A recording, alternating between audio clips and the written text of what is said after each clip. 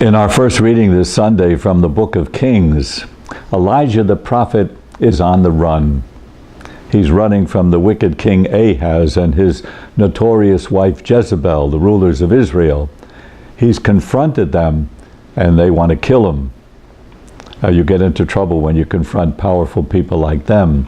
So Elijah's running from northern Israel where Ahaz and Jezebel rule, trying to get to the safety of Mount Horeb, miles and miles away in the south, in the Sinai desert. He's going by way of the desert because he's trying to keep away from the towns. Ahaz and Jezebel know where every well and every stream of water are. You can't get far without water. They know every place he can get food. Their soldiers are out there waiting for him. So the prophet's all alone. After running all day, Elijah comes to a broom tree in the empty desert, and there he waits, waiting to die. He's hungry, thirsty, desperate, has no friends, no food, no water, nothing. He's ready to give up. But God is with him. Suddenly, mysteriously, he's given bread and water. He's not going to die.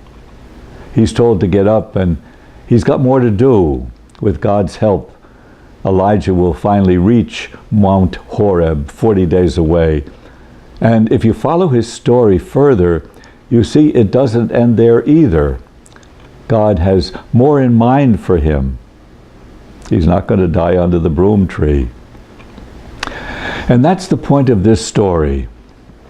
Even when we think we have nothing, when we think it's the end, God is still with us.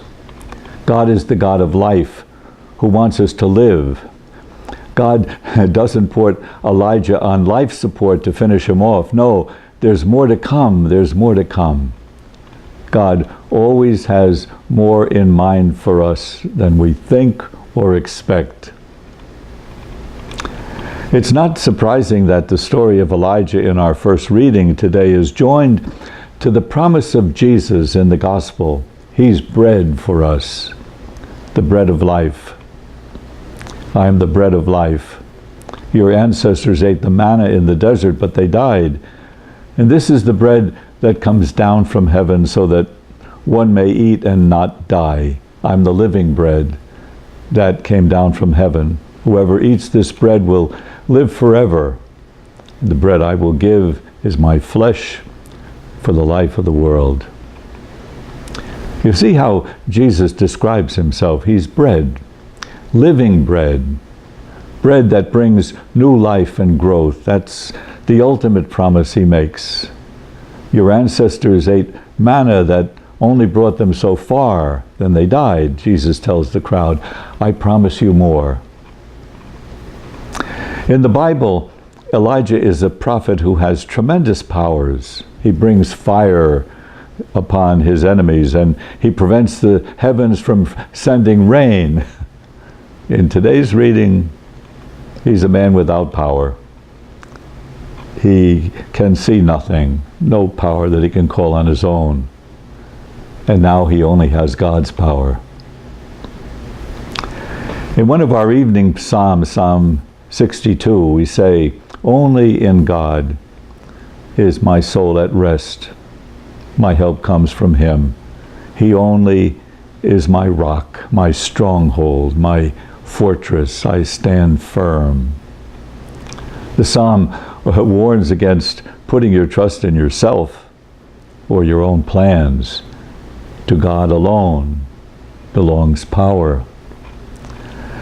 That prayer sounds strange in a world that tells us that we can do anything, that we can stand firm on our own, that we can get what we need. But when we find out that that's not true, that our own dreams, our own plans, our own talents can bring us only so far, what do? So many lose hope when that's all they see. But listen again to our gospel. I am the living bread that comes down from heaven. Whoever eats this bread will live forever, Jesus says. He's God's Son. He's the bread that God gives.